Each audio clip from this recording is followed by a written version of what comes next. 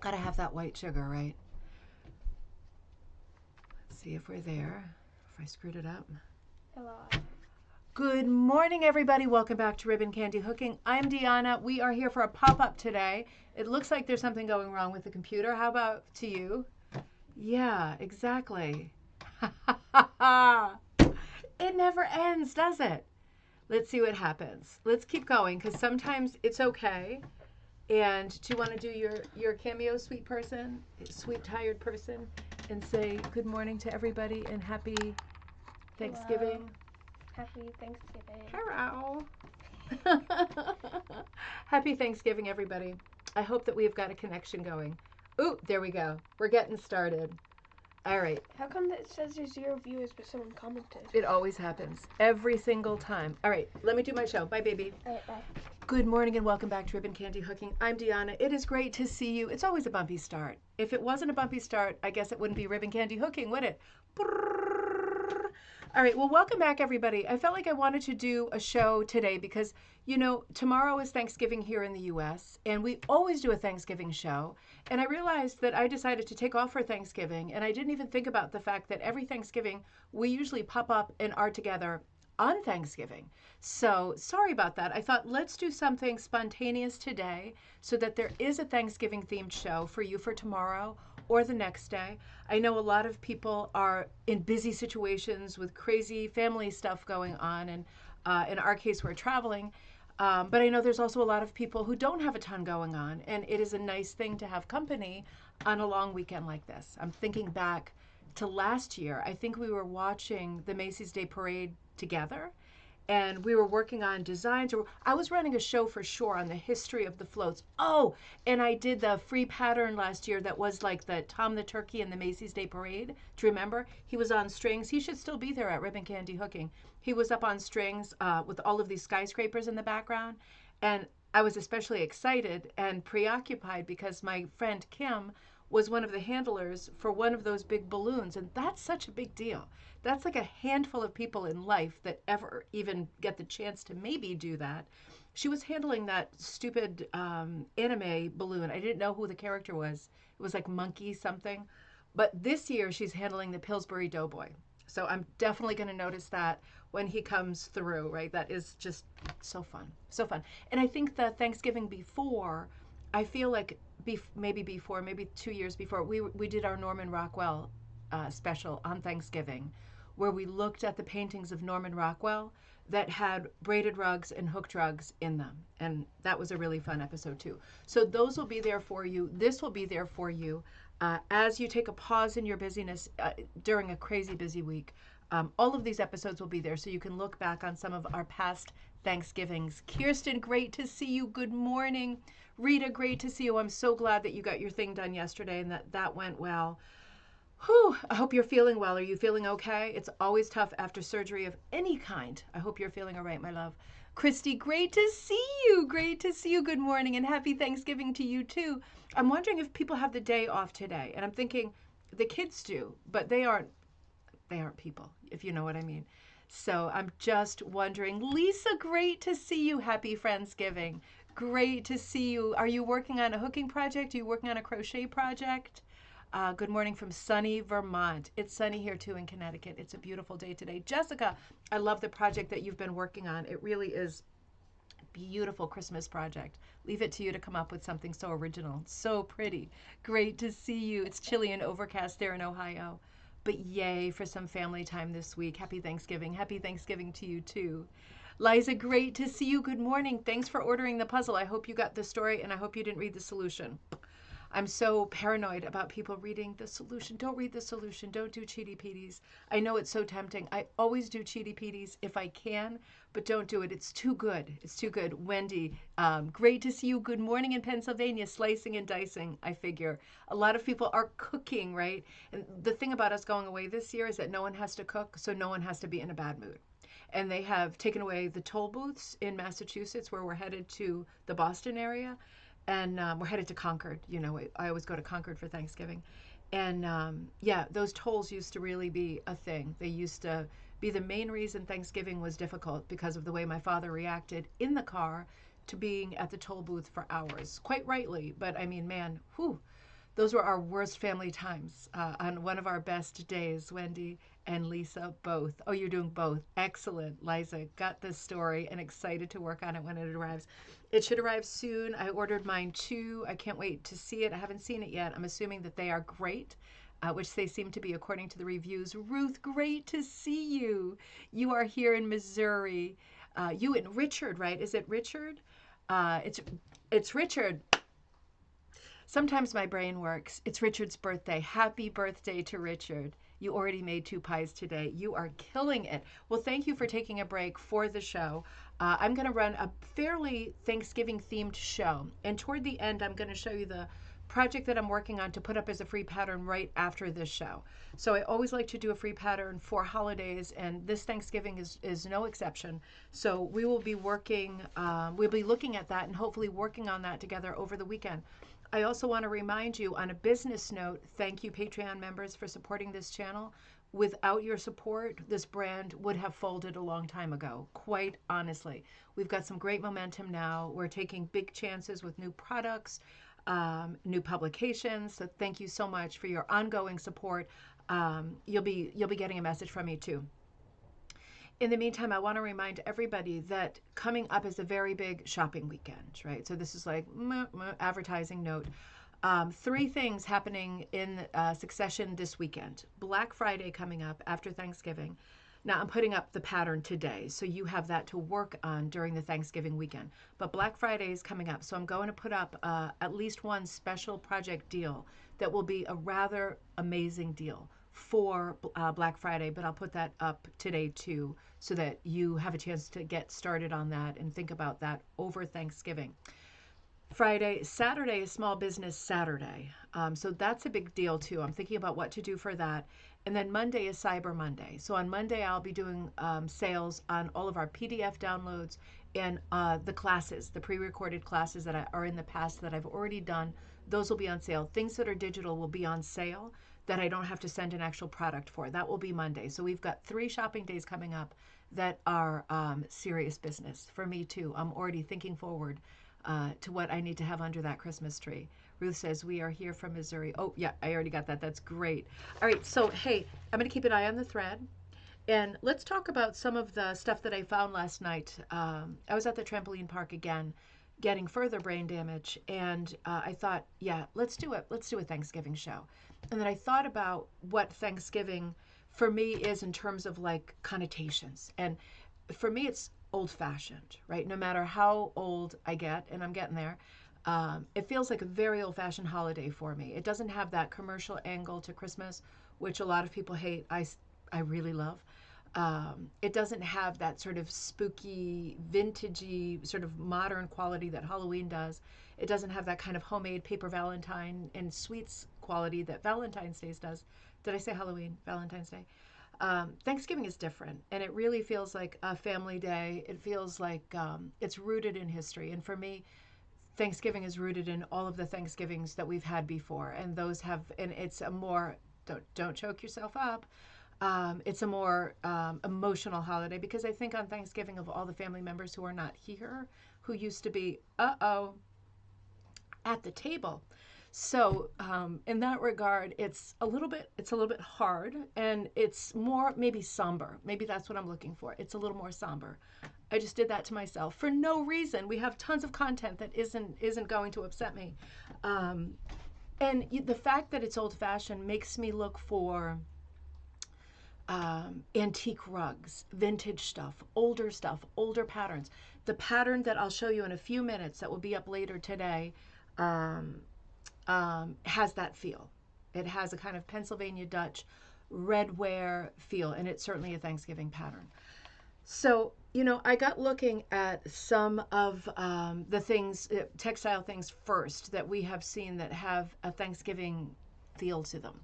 And there's only so many motifs that go along with this holiday, right? And I'm not getting into the history of the settlement years and the Native Americans and the European settlers. And I love that story, but I'm not going to do that because there's so many angles. I am guaranteed to offend someone. So I won't go exactly there, but I will say that over the years since Abraham Lincoln made this a holiday, the third Thursday of November, and it doesn't feel like it this time because because Wednesday was the first, right? So it's like, it seems like we're way at the end of the month, and incredibly we are. But it is the third Thursday. So since that happened, we've associated certain motifs with Thanksgiving. And obviously, the turkey, I think, is the main one. The idea of having turkey and mashed potatoes, gravy, stuffing, cranberry sauce, all of that stuff on Thanksgiving is maybe in your family too important. One of the other symbols, and we've talked about the turkey on past Thanksgiving, so I thought let's move in a different direction this time. Dave, great to see you. You're still away. Okay, you're still traveling. Oh, it's great to see you though. Thanks for checking in. One of the other symbols of Thanksgiving that I think is important and we see more often before the turkey, because the turkey's come a little bit commercialized, I think, since the Macy's Day Parade. And I love that part of it. I know not everybody does. An older symbol of harvest, of Thanksgiving, right? Because this really is about food, it's about giving thanks, but it's also about the harvest, right? Where we left off on Halloween. Now we're eating some of that food that we stockpiled away for the winter.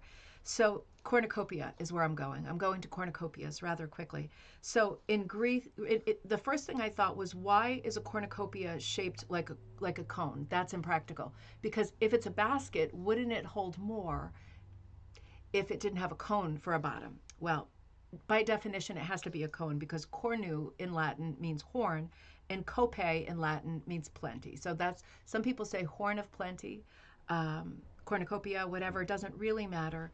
But it is sort of the idea of like this animal horn, this mythic horn, right? This goes back to Greek mythology, the idea that there exists this horn that no matter how much you eat and how much you take and how much you need, it keeps refilling itself. It's like that scene in Bishop's Wife, the Christmas movie. Highly recommend. You must watch that movie. Bishop's Wife, that bottle of wine that keeps replenishing itself. That's what the cornucopia is in Greek mythology. So the idea of abundance, the idea of plenty, right? Enough for everybody to go around. There are crossovers a little bit later, and we'll see that in the visuals that we're going to look at in a few minutes. But there are some crossovers where the idea of a cornucopia moves from being a horn of plenty in terms of a harvest and food to being about abundance slash fertility. So that comes a little bit later, right? That's a bit of a square peg, circle hole, but it does come later, like the idea of anything being fertile, whether it is a plant, a vegetable, or a person, right? Those two things will cross over a little bit later, more into the Victorian period, right? When there's lots of fertility and lots of babies popping up. So just the idea, there is a goddess apparently called Abuntia, abundance, see? And she's a Roman goddess. So the idea of plenty and harvest goes way, way, way, way back, as you would expect. And so does the art that this conversation suggests. Wrong window. Sorry, let's go to the first slide of the day. And let's look at some of these images. This is the image. Oh no, was the image behind me? Yes, it was behind me. Okay, this is the first image. This is the thumbnail that we were looking at earlier. Catherine, great to see you. Pie baking is underway. 2 pumpkin and 1 apple. You are killing it, Catherine. Good job. Good job. That sounds amazing. I haven't had breakfast yet. You just reminded me. Now, this is a great antique piece. This is a 19th century cornucopia piece. Now, it's understated, the cornucopia angle, but this is a fantastic early hooked rug that has a huge hit or miss component. Now, the cornucopias in this case, this is not a commercial pattern. I think we can safely decide on that. The cornucopias in this composition are in the center. They are undersized, right?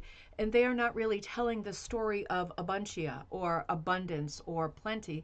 It's just a vehicle, isn't it? It's a vehicle. The 2 little cornucopias are making it possible for those giant, leafy, feathery scrolls to go scrolling all over the composition. They're just holding the stems. It's more of a vessel than using it in context as a cornucopia, right? Where's the dang veggies? So in this case, it's a really interesting understated use of a cornucopia. This pattern, of course, would be in the public domain because of its age. So if you're looking at this and saying, "Oh my God, I've never seen this exact pattern before. I wonder if I can copy this and use this for a Thanksgiving pattern," you absolutely can, right? This is certainly a 19th century pattern. It depends on whether you like it and whether you like, I think the proportions are what is in question here. Proportionately, is it okay? If it's okay for you, then it's okay. We've got a few things going on here. Let's start with the border because it's a very unusual border. And I have to assume that there's been a lot of color loss because of dye properties in the materials that are present. It's not going to be all wool, is it? It is really remarkably interesting as a border because it has a really modern look because of all that fading. Also, the person hooked it with really dark darks. I'm thinking mostly blacks and dark browns with a lot of reds or possibly browns. It could be that there were never any reds and they were more like purpley browns. Or it might have been all black. In any case, I don't think it was all black because it seems like materials are fading at different rates. It seems like the person who made this created a border with a lot of color shift and a lot of contrast. That in itself is interesting because it's not a sleeper of a border. It was meant to be an active border with a sort of pattern present. So the border is really interesting. It reminds me of an old TV when the channel wasn't really coming in. You know what I mean? It has that static feel to it. Now, the two little cornucopias in the middle are a great device. It's great to have things in pairs, right? That's going to set you up for a successful composition. They decided to, with the cornucopia, kind of spray out this quite symmetrical broken branch, right? Like the branch swoops around and then splits. And then those splits, those stems, become the vehicle for all of the leaves to be populating it. And interestingly, with this piece, there is a huge effort to match the leaf from side to side. We hardly ever see this. There is a matchy-match effort happening here, even with the cornucopias. The person has successfully done color placement that matches on both. Now, I think the kind of crowded back-to-back placement of them is a little bit confusing, but you have to admit, for a not commercial pattern, it is very interesting. It's very lush. It's very colorful. And it is a great hit or miss piece. If you're sitting around thinking, I just have a couple swatch sets of this or that or a few little pieces that don't exactly match, this would be a great pattern for you to consider. Whether or not you like the way the leaves balance themselves out in color is a different conversation. That's completely up to you.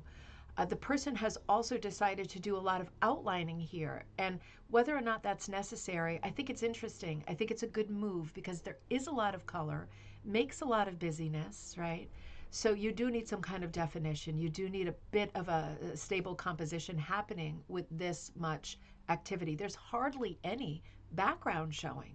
And weirdly, the background is really successful. Like there are some color changes, but there's not a lot of color loss.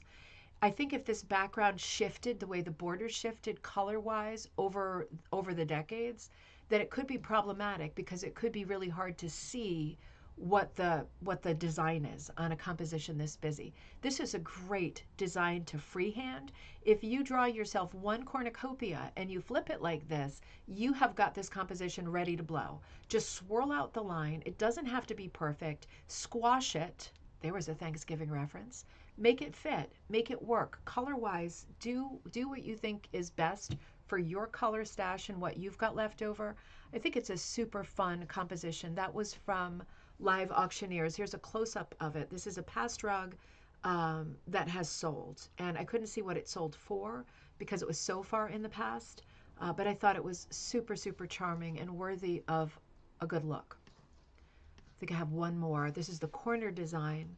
You can see that a lot of the colors from a distance, and this was certainly used as a rug, right? A lot of the colors from the distance read as one color, like a red leaf or a blue leaf, but you can see when you creep in a little bit closer, there is a lot of color change. There are substitutions. This would have been, in part, colors changing over the years because of the dye, whether it's natural or synthetic, breaking down. but also people just running out of the color and making best decision possible. Hey, Judy. Yep, we just started a little while ago. There's not much that you missed. Happy early Thanksgiving. It's funny what you can substitute and what the eye can read, right? The painter Seurat showed us this in the best way with pointillism, right? The introduction of pointillism, using lots of little colors dot dot dot dot dot next to each other, and from a close up, you can see distinctly that nothing is blended. They are all independent colors. But your eye, as soon as you step back, your eye blends them, right? The eye does all this optical illusion stuff all the time, whether you want it to or not. Your eyes will blend the colors, and when they're small, it easily blends, right? And then it reads as a completely different color. And that works well for historic rugs because there is color loss, and there was sort of fudging of the color palette as people ran out of supplies and didn't have anywhere to go for more supplies. So for us looking at 19th century rugs, dang it, I always do that. That is one of the things you want to keep in mind. This is a newer rug.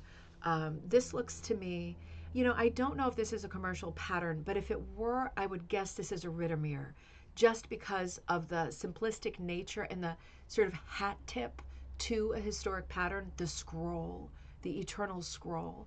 It could be its original. I can't say I've seen it, but I've seen so many things like it. It's really, without an exhaustive amount of research, it would really be hard to get the definitive on whether this is a commercial pattern or not. But what this pattern does do, it looks like, does it look to you like it says 1994 or 1954? My guess would be 1954 for the way that it looks, and the way that it's finished, right? It's finished with tape, cotton tape, but there is some exposed. So it's the technique of wrapping with the cotton tape, but leaving a little bit showing on the front and back, which was a smart move because it gives just that little ½ inch of space for your shoe to catch the edge of the rug without ripping out loops, right? That's kind of a big deal. We know that now looking at so many damaged rugs from the 19th and 20th centuries. This is an interesting piece because it's another hit or miss piece that's done in these high autumn colors, this really rich, warm palette, but using a neutral color in the background. Gray is always neutral. Gray, black, white, brown, always neutral. And I'm going to throw in plaids, right? During the Christmas season, plaids read as neutral more often than not. This has a very open background in contrast to the example we just saw. In this case, still full blast, right? Foot down on the gas with that hit or miss fill. Both of the scrolls are filled in the same colors with that heavy red vein running through. It's a fairly filigree composition. The scrolls are a little bit on the wimpy side. With this much background showing, you could easily go a little bit heavier with how fat or feathery the scroll is. But in terms of composition, obviously this is beautiful. It's a nice older rug. It has a nice autumn feel for me. The interlock, I'm just nitpicking, but the interlock of the two scrolls is a little bit confusing. Scrolls, one thing about scrolls that must be in place is that a scroll resolves itself, right? A scroll goes back to Greek and Roman architecture, right? If you're looking at columns and you go, oh, that's Corinthian, it's got a scroll, and one end is either feathery or leafy, one or the other, usually not both, and the other end is resolved. So and it's usually resolved in kind of a knot or knob. We're not seeing that in this piece, but who cares? It's a beautiful color piece. It's a nice example of something you could easily do at home if you're looking for a project. And it's neutral, not just color-wise, background-wise. It's also neutral in terms of its feel, right? It's not going to be like you put this down in the living room and your husband goes, oh my God, what a flowery thing to choose for our shared living room. It's got that neutral feeling going on, and it's something you could easily draw yourself right onto backing. What did I do? Oh, did I do that? Hold on, something just happened. Okay, hang on. Oh, that was the last one. Sorry, everybody. Yep. So just so you know, this is on Etsy right now. It is sold by Antique Rug Studio. That's the Etsy shop, and it costs $450. Now, we always have this conversation, is it worth $450? I think it's on the high side because it's a vintage rug. It's not an antique rug. I do think it is a unique rug. I don't think it's a commercial pattern. So that boosts the value of it. But if I were going to put a value on this, honestly, I would say in this market, and we all lament the fact that hooked rugs are not worth more, but it doesn't change the fact that money-wise in this market they are not worth more. I would say that this rug was worth more like 125 to 175. Sorry. But if you love it and it's one of a kind, then it is worth 450, isn't it? Right? It's not a king's ransom. It would be worth that if you are in love with it and you see that you have a place for it. The same seller on Etsy, Antique Rug Studio, has this rug for sale right now. This is a more interesting rug in terms of value as well. Diane, happy Thanksgiving. Great to see you. Diane, I'm working on your April in Paris rose. This is a more substantial rug. I didn't write down what the dimensions were, but I can guarantee this is a large rug. So you can look it up on Etsy. Also, Antique Rug Studio. This rug costs $1,360 US. Now, in terms of, and I don't like to do this because we are all in love with historic rugs. I think it's fair to say. So we love them for what they are. Each one is a child. Each one is different. Each one is special and has merit and intrinsic value. But on the broader market, right, in terms of actual value, this rug is worth a lot. I would say this rug is worth $1,360 because it's a one-of-a-kind pattern. It is an early pattern. It is certainly a 19th century rug. We have we have got three things going on at once. Four things. It's in great condition. I'll show you some close-ups of it in just a second. It has got a great dark hit or miss black fill in the background that's done in antique black. And we are seeing some fading, right? Some color loss, particularly on the bottom left and around some of the scrolling that's closest to the interior. But seeing that chocolate brown color pop up in place of black, for rug hookers, right? This is like triple cherry. It's fantastic. Just seeing that age, seeing that change, and seeing those individual strips, right, being hooked into the background that for years were just a black background, and now because time has gone by and the dye is breaking down or done, all of these exhausted colors are coming through to us, and it just adds age, charm, and value. So it has that working for it. It has a very formidable border of four almost identical scrolls. These scrolls are wacky Dr. Seuss scrolls. These are not normal scrolls. That adds value, right? Because they aren't super well done, but there is a huge effort to make them fit the corner, even though the rug is on the diagonal. So that in itself, you can see the kind of brain power that went into drawing the scroll, curling it into the corner like a fiddlehead. And it works. It works great. There's a lot of color change in the four scrolls, but the four scrolls are kind of holding on as an Aztec gold or Cushing old gold kind of a color. And that's really strong because it's prominent. That is one of the desirable early colors for rugs. It's great to see the gold in all four corners. It's strong. It's giving way, but it's strong. Now, the center is a big pig's breakfast of hit or miss colorful strips. And I love the way it looks because you can clearly see with a rug this size that whoever was hooking it, whether it was one person or multiple people, and if it was multiple people, it's always men, right? It's always men because it's a job at that point. When we are seeing smaller rugs that are, early commercial or original patterns, it's typically the little woman by the fireside with the wooden handle and the bent nail, pulling up loops. But with the larger rugs, we're often thinking about these early enterprises that were all men enterprises hooking a rug together. And if that's the case, you could see four people sitting around the four edges of this rug, hooking strip after strip to get to the center. And if that is the case, they got to the center pretty evenly, right? And then in the center, we're seeing directional hooking all in the same direction. Lots of color change, lots of fading, but in this rug, the design is really hanging on.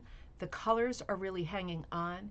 It is a really good example of an early rug that is in great shape. Now, if you like stuff that's figural or you like animal stuff, then this isn't going to appeal to you as much. But for $1,360, this is an exceptionally good rug. It's an exceptionally good example of an early rug. It does have a little bit of loss, so bear that in mind. The price might be negotiable. I think the exact right price for this, and far be it for me to say, right? Because beauty is in the eye of the beholder, and for us as people who hook and buy, so is value. On the broader market, I think if this were up at Sotheby's or something like that, I think it would go for between 1,100 and 1,300. It's a hair on the high side. If it were in an antique store, I would expect to see the ticket something like maybe 800 to 1,000. With more buyers, right, it gets more interest and more attraction. It's an exceptional example. If you have extra money in the coffer this Christmas, this is one to consider. This is a smaller one to consider, different scale of rug, right? Still beautiful. This is being sold online, a website called Hunt Rugs, and that's Hunt with two T's, Huntt. This rug is 1 foot 11 inches by 3 feet 3 inches. This is for sale all in $119. Now that is a deal. That is a great deal. This has a lot of things that are similar to the larger, more expensive rug that we just looked at. This is a fraction of the price. This is like almost a tenth of the price. Shannon, great to see you. Happy Thanksgiving. I have to answer your thing, and I'm looking forward to seeing you in person. For $119, I think this is a nice rug. It is a much newer rug. This is not a 19th century rug. This rug has a few things that we talk about all the time going on, and I think they are worthy things of buying. So let's just point out the elephant in the room. It is fraying on the bottom left. You see the loops coming up? That's the bad news, but the good news is the material is still there. It might be a case of it getting caught like on a pet's foot or a furniture foot. It might be that the burlap has disintegrated in that corner, but it doesn't look like there is profound loss or damage happening here. I would not put it down on the floor to use. I would consider it a piece of folk art. As a piece of folk art, it's very neutral, right? It's colorful, it's busy, but it repeats its colors. So in that regard, it's different. It does have that 20th century feel with the series of small narrow borders, but then when we get in the middle, I think we're talking about an original pattern again. Unless we're talking about something like an early 20th century, like a 1920s, 1930s Aunt Lydia that hasn't been done true to the color plan, it could be that. It could be that. Or it could be an original design that somebody saw, for example, this shape on the top of their high boy, low boy hutch, right? Some kind of furniture thing or over a door and said, ooh, I like this. I like the silhouette of the flower with the two leaves. And maybe they drew it and traced it twice, and did this kind of mirror image thing because it's strong as a design. I kind of like that the person didn't attempt to fill in the flower and the leaves because this is quite different. We have the ghostly silhouette that suggests something sort of florid, but we don't have that typical 20th century fill of a flower with leaves. The person that did this decided to go 100%, with the exception of the outlining and the border, with a hit or miss fill. And they were very, I feel like this is the work of a man. I hope that doesn't sound sexist. But they were very measured and mathematical about the way they filled. If it were me and I was watching Hallmark movies and I had all my strips next to me, you can be sure I would not be paying attention to where all the green is falling and where all the white and pink and yellow is falling, or making sure that I had enough greens to take me through the whole composition so that color-wise the thing is really well balanced. You can be sure I wouldn't be doing that with a hit or miss pattern, but this person was. So I can deduce from this that it was a person who was very technical and very preoccupied with the worry that some of these dark, light, dull, bright, right, DLDB, golden rule, that some of these colors were not going to make it throughout the whole composition and that it would become, rather than sort of a harmonious color-wise composition to look at, that it would become fractured or broken or unbalanced in a way that was not so nice to look at, right? This is like perfect balance. If this were like a song, right, it would be like perfect. Everything is scattered really well throughout. I'm sure there's a little bit of color loss, but it's not shocking. I might have some more close-up images of this. Again, this is from, no, this is from a seller called Hunt Rugs with 2 T's. This is online now for $119. It is a 20th century rug, no doubt. But I think it's interesting and different enough that it's definitely worth $119, and I'm sure shipping too. But this is the kind of piece of folk art that you could hang up on the wall. And you could put anything in front of it, whether you collect statues or Hummels or whatever, right? It could be near this piece, and I think the piece would still work, no matter what color your wall is. If it's baby blue, if it's dusty rose, if it's peacock teal, if it's black, if it's white, this piece is still going to work. It really holds its own. I think it's an interesting piece. The one thing I would be worried about in buying this piece, if you're thinking of the place you're hanging it, is, are these actually the colors? I would just double check with the seller and say, can you just send me a couple of photos just so I understand that it is the right light? Because if the colors have been modified at all and the saturation level has been boosted or anything like that to show you the colors that are present, and then the thing arrives and it's really washed out, that could be disappointing. Alternately, if it's cuckoo for Cocoa Puffs and it's all really bright and intense, and it's not what you signed up for, it could be disappointing. With a rug with this many colors, it's hard to capture a good photo of it, and it just makes me think, are these actually the colors? That would be the one thing in my head. It's worth asking because it's a beautiful rug. Now, another beautiful rug. This is another 19th century rug, certainly an original pattern. Along the same lines as the ones we're looking at, we're seeing an oak leaf, right? For strength, the symbol of strength. Beautiful oak leaf, questionable composition, but it is an antique rug. And with antique rugs, you can kind of forgive anything, right? Really interesting color palette too, because we're moving toward primaries. We've got that warm Thanksgiving palette in the background, really controlled hit or miss. But in this case, right, I'm just looking at the inner motif here. In this case, they're going row by row. So we have a kind of window into the way that this maker made the rug. They were doing it in order, right? Some people are the puzzle makers of the world and they hook the border first and then they kind of creep into the inside and we get all of these sort of echo effects. This person is very methodical, is hooking with a very strong directional thrust at horizontal hooking, right? That's what they want to do. That's what gives you great speed. So right across, right across, right across, and they are planning the colors because they have got top to bottom light whites, dark blacks and browns, and then a field of kind of browny mediums, and then dark mediums, and then back to the lighter browns, darker browns, and white. So we've got it striped out in a way that it is thought out. It is pre-planned. It's not a coincidence. But you do see the blending of some of the same colors, the black, the brown, the golden, the caramel, the red, and the white, throughout the whole background composition. It's a beautifully laid out, thoughtful composition, handmade piece. That it's screaming handmade piece.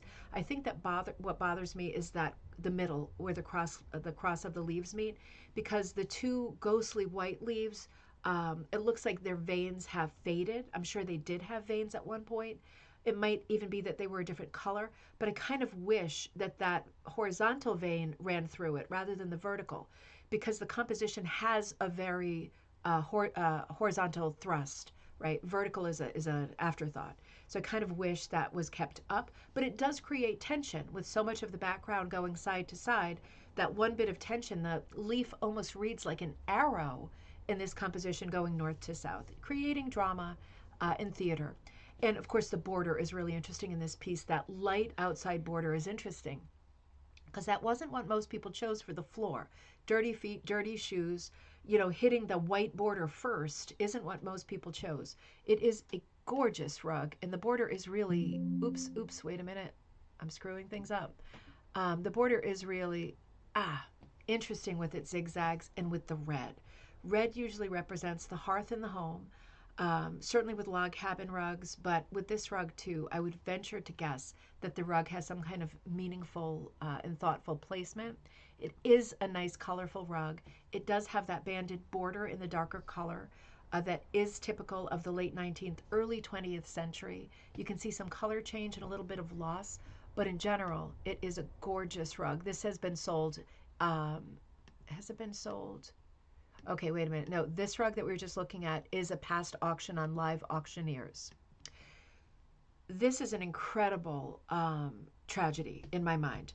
So this rug was for sale in November of 2020. So 4 years ago today, I must have been asleep at the wheel or broke at the time because this came up for auction again through one of the, Live Auctioneers is an online umbrella for auction houses. And if you go in there and you Google hooked rugs, it brings you up all the hooked rugs from all of the people who have live auctions, current auctions, and past auctions on Live Auctioneers. The thing is, are they in your area? Because if they ship it to you, that is an unknown amount. You think you know what it's going to be, and it's always a bit of a boner, to put it mildly. So be careful about that. But if it is something close to you, I know where I am in New England auction houses, Pennsylvania, they're all New York State, they're all doable. So I'm always looking on these online auctions because I'm thinking, worst case scenario, I could drive there. Totally missed this one. This one was up in November of 2020. This is one of the most tremendous Thanksgiving rugs I've seen. It was up at exactly the right time of the year. And guess what? It was past. It went up for $150 starting, and it was past. That makes my heart hurt. That gives me stomach cramps. But it is what it is. So maybe we'll see this pop up again. It could be that somebody put this into a local auction or onto eBay. I haven't had time to Google Lens it to check it out. There's so many good things going on in this rug. It's ridiculous.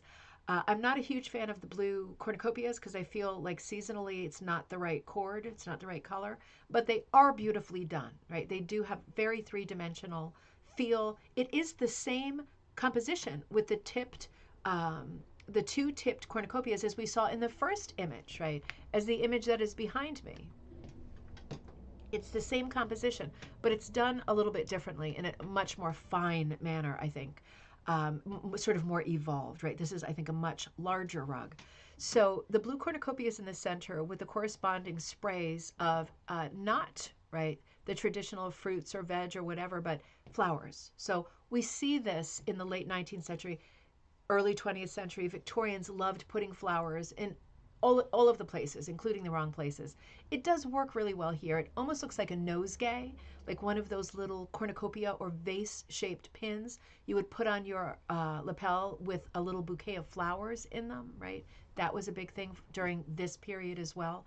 We see some scrolling like an old telephone cord going around the composition, going around the central motif. And there's been a hit or miss fill in those cells that the cord created, right? Those sort of circular oval shapes. It's a hit or miss fill that's done in a much darker palette.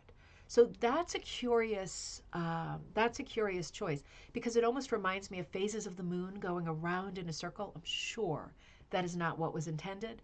But it's interesting that there's different colors being used there. It's a little bit distracting. I'm not sure it's entirely successful, and that might be one of the reasons that this rug was passed. I certainly don't know. I would have bought it for $150 and driven to California to pick it up had I been alert.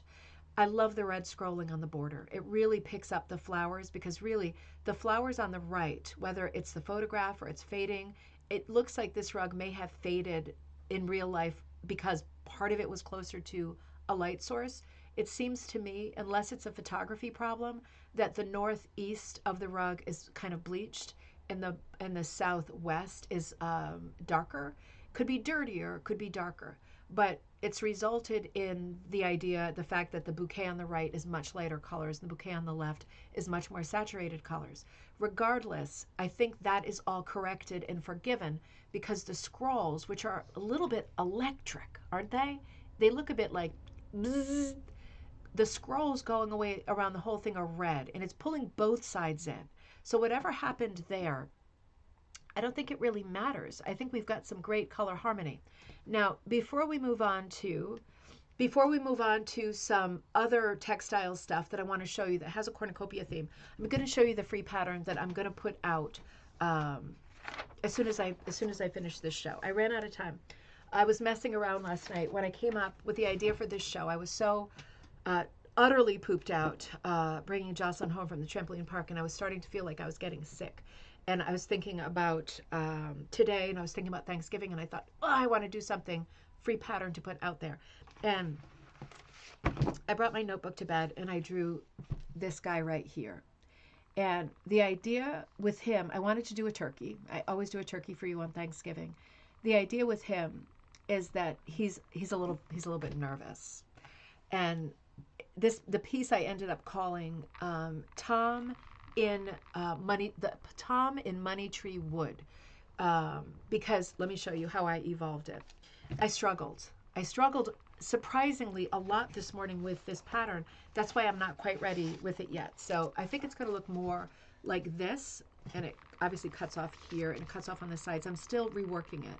I keep tracing it and retracing it because I'm not sure that I like the proportions still, but certainly in the middle, for some reason, it's just easier when I am like working on my pad in bed.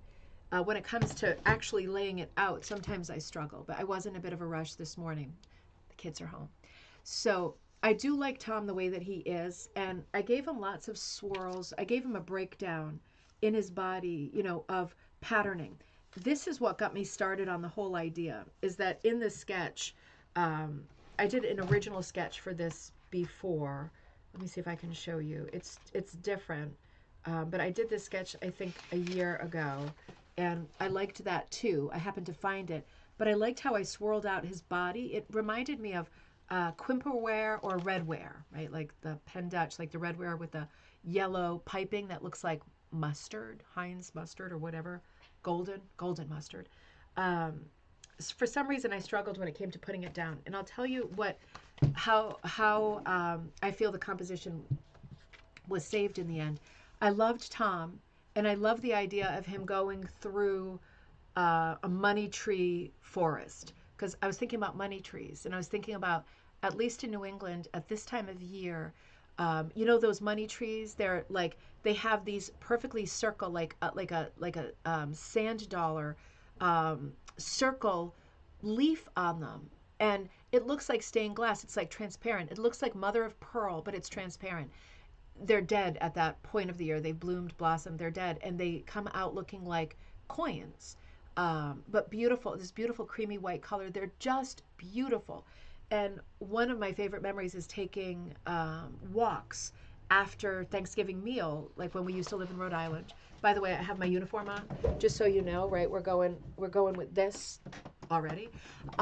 We used to take walks after we made ourselves sick with food, and we would walk through the fields behind where we lived, and there were always these money tree plants that looked like skeletons sitting out there with all of these little white transparent leaves on them. So the thing that I'm struggling with here, and that I figured out right before I came on live, I like the way he's very carefully and quietly taking his little footsteps, right? He's walking through money tree wood with a lot of care. I was struggling with the circles. I was struggling with the leaves, the money tree leaves. And I realized, because I had them in all different sizes, that it was creating chaos in the composition. And that for the composition to survive, with that much busyness, the money tree coins have to be the same size. So I cut this out of a page in my notebook, and then I started singing. I said, maybe you're gonna be the one that saves me. It's a tiny little coin, and it has to be this coin every time, or this composition doesn't work. I have them overlapping in places and stuff, but when there are more than one sized coins, for some reason it was creating too much weight around Tom as he tiptoes through the woods quietly. And that was bad for the composition. So just composition note of the day. It's interesting to think about that stuff when your composition isn't working. Think about why it's not working. You need to have balance, right? And for me, it's still not balanced, so I'm going to work on it some more. But you will end up with a composition with the money trees going around him, probably not so many coins, and him in the center. I just haven't carved it out well yet. I'm going to keep him the way he is because I love him the way he is. But I want these to kind of hide him better without being all Jack and the Beanstalk and like smothering him to death, right? That's a Halloween story, not a Thanksgiving story. And I think with this piece, I'm going to challenge myself because I'm going to work on it too. You know, my least favorite color is yellow. I don't know why, but I hate yellow. So green screen's going to play. It's going to play even if I do this. Yeah, it's going to play no matter what. So I've got a bunch of different yellows, and I'm going to try to put those into the background. They might work in the background with a bunch of neutral colors. So, for example, these are like flesh colors, different shades of white. This one in front has a little tinge of purple gray in it. These together, right, carefully might make a nice background. Oh, I see. One of the yellows has a real citrusy green. That's what's going on. Let me get rid of that.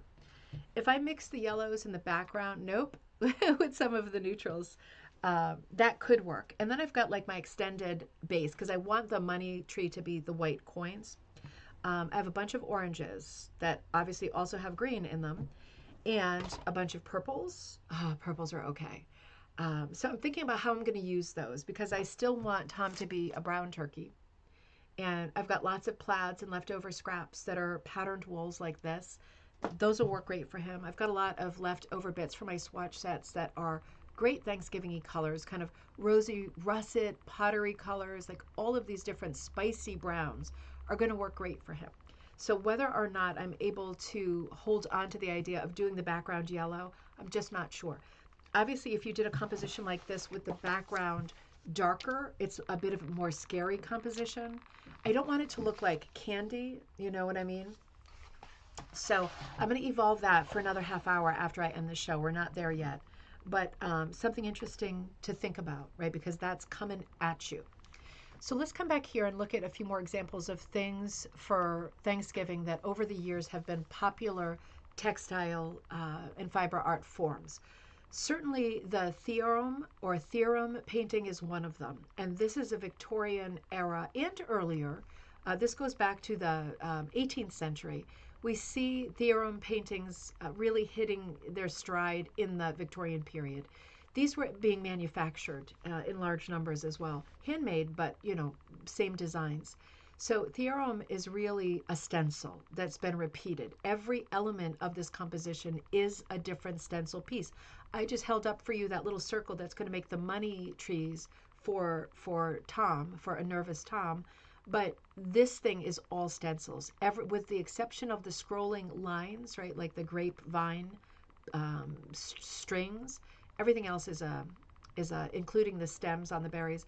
It's all very elaborate stencil. And it's painted from the outside in. So you lay down the stencil component. You have to do it in the right order, like Victorian foil work and reverse painted work, right? All of those things have to be done in the right order because if they're not, you're going to screw it up.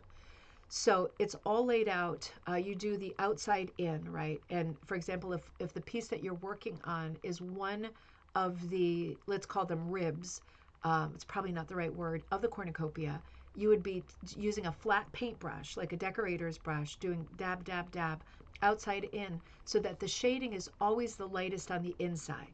Now think about that. Think about that for rug design too. If you want your piece to have this look, because theorems really glow, it's because the light is on the inside of each form. There is not a light source. There is not a lamp. It is not sunlit.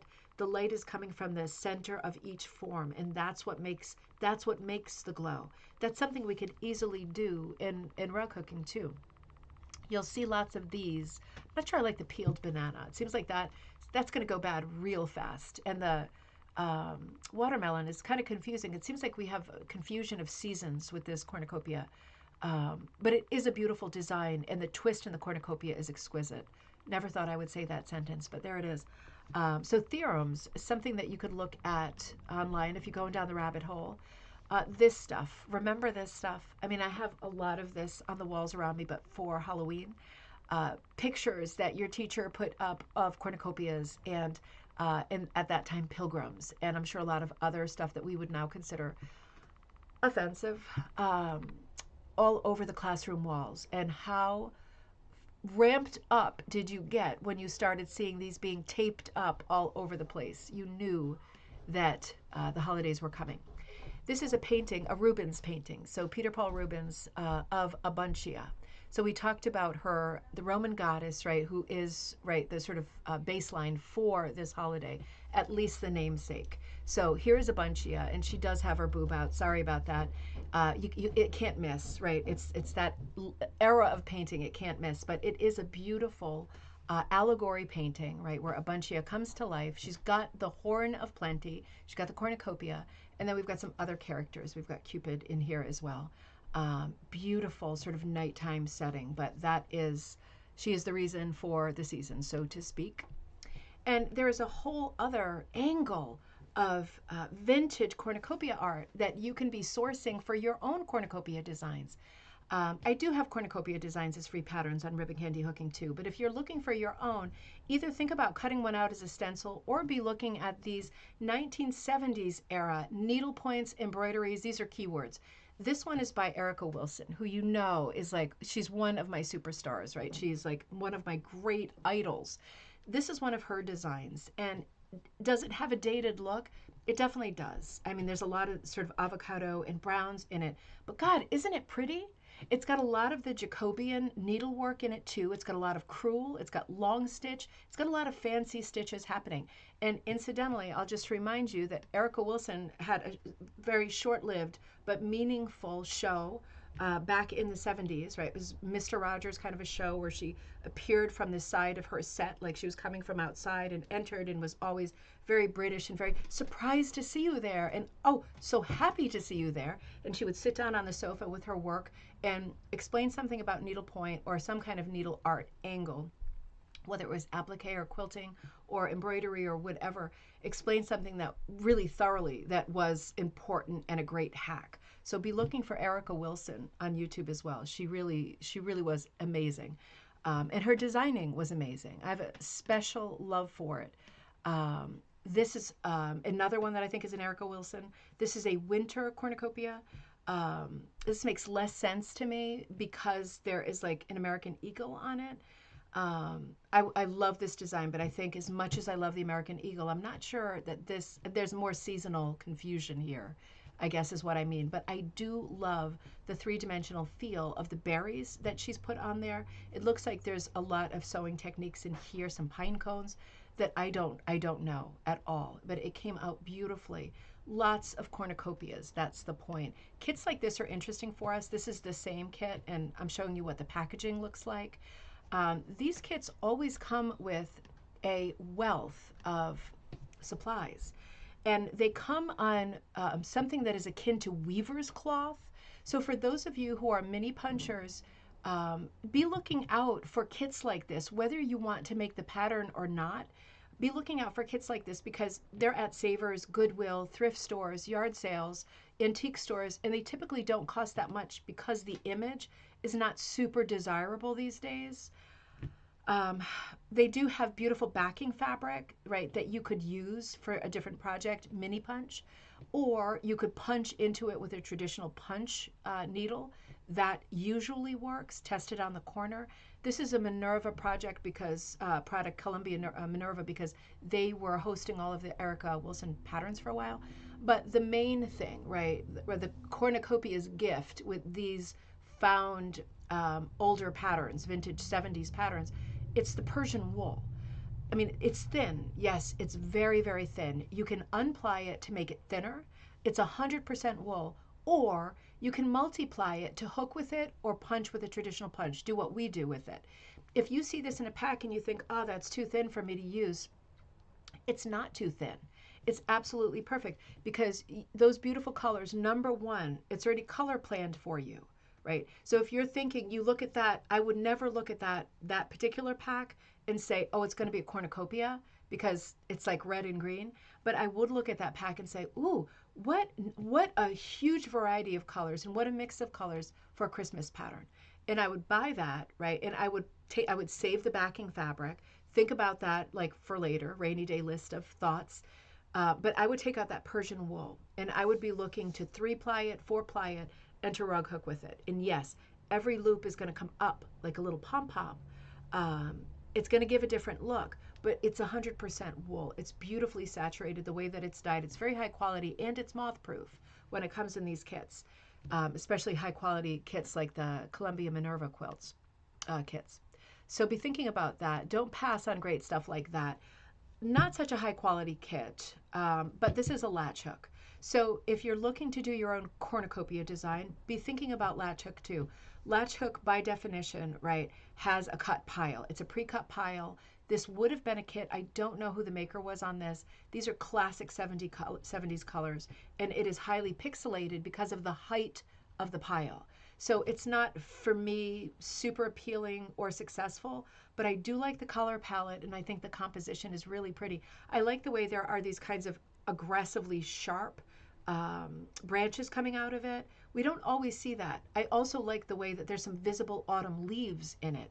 We don't always see that too. So going over some of the motifs that we've seen today, with cornucopias alone, we've seen cornucopias with Christmas plants, right? Holly berries and mistletoe.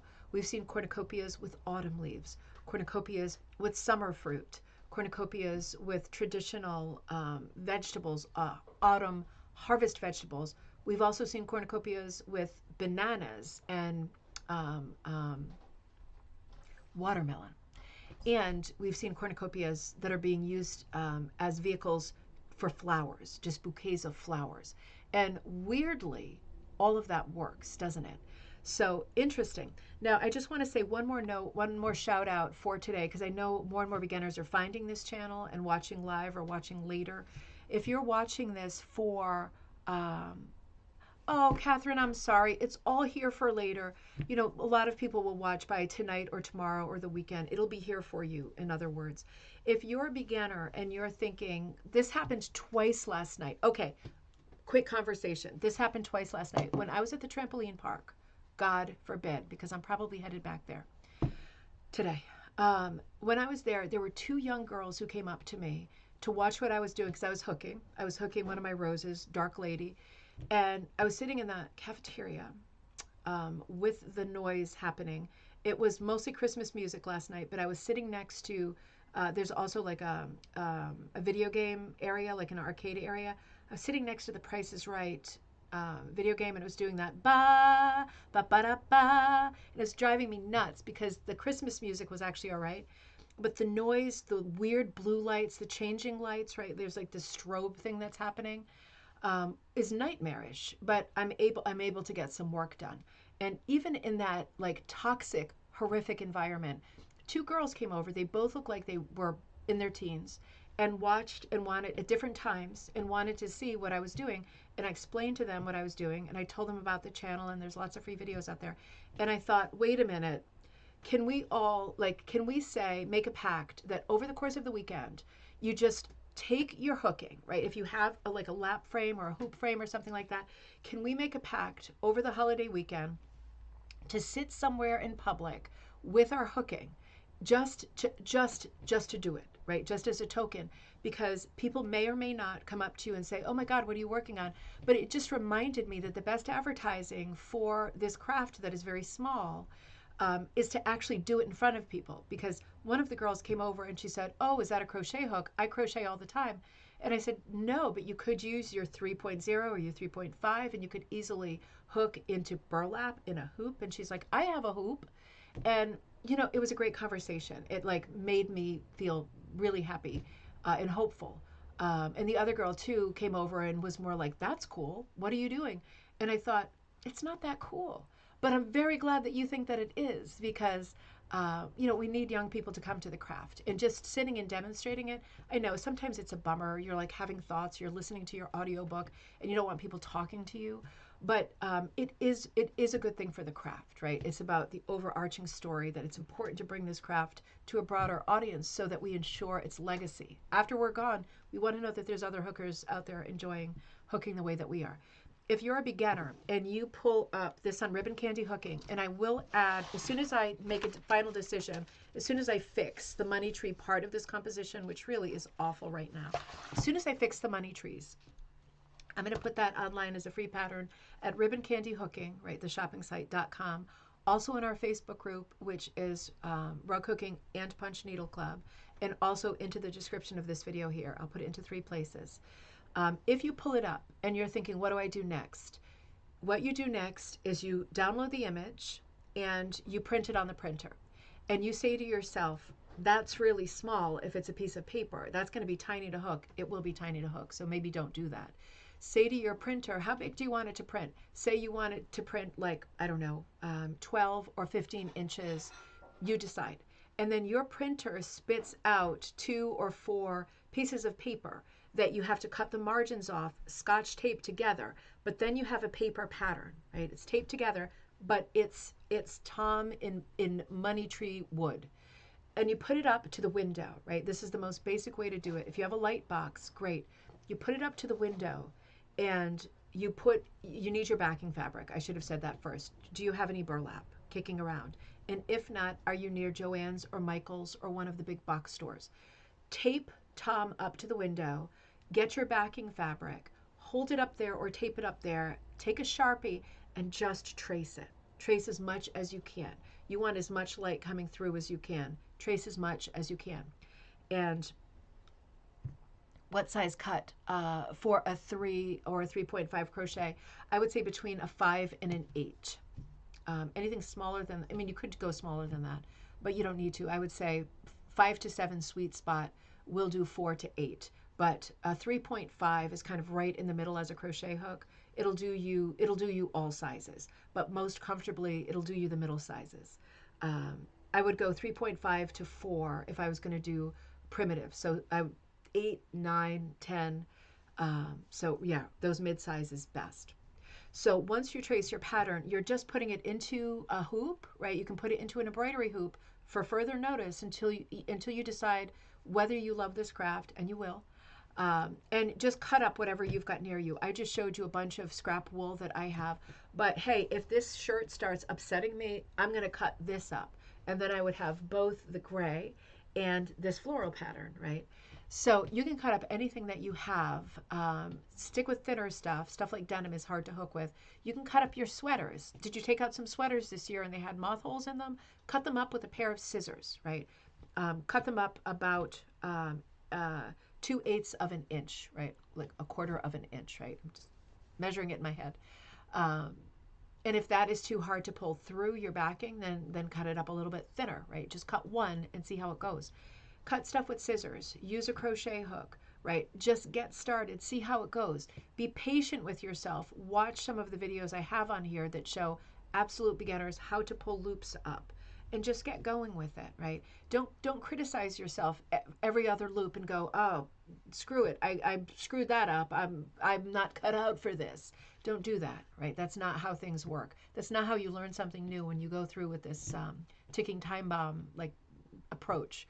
Just give it a few minutes because it takes some time for your one hand to feed the material and the other hand to pull up a loop. It takes some time and your loops twist.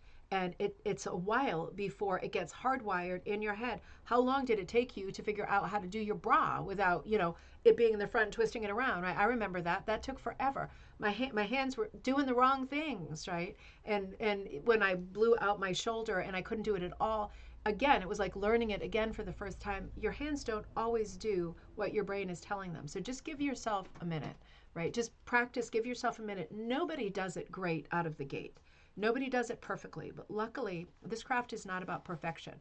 It's about history, artistry, creativity, self-expression, storytelling, but it's not about perfection, at least not in my book. So, new pattern coming for you later today. Be looking also later today for the products that I will put out for Black Friday. That will come to you today too early. Small Business Saturday and Cyber Monday. Be looking out for those 3. 'Tis the season. Shop local. Support your local rug hooking brands. Obviously not just mine. All of my friends too have great products. But be looking out for that pattern and the other things that are coming up on Ribbon Candy Hooking new classes. Our get together on December 5th, which is our hook along. I'm still evolving that in my head. Put that on your calendar because it is International Rug Hooking Day on December 5th. So we will be together for a big part of the day for that. And I will not be with you on Friday because I will be away for Thanksgiving. Happy Thanksgiving one more time, everybody.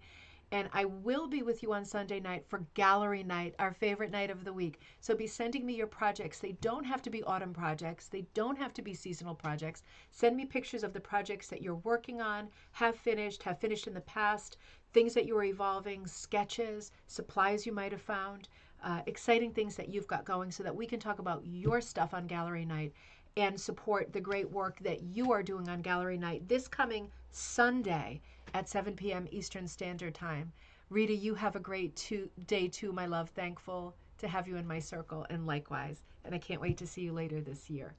So, heads up for this pattern. Happy Thanksgiving, everybody, from the heart.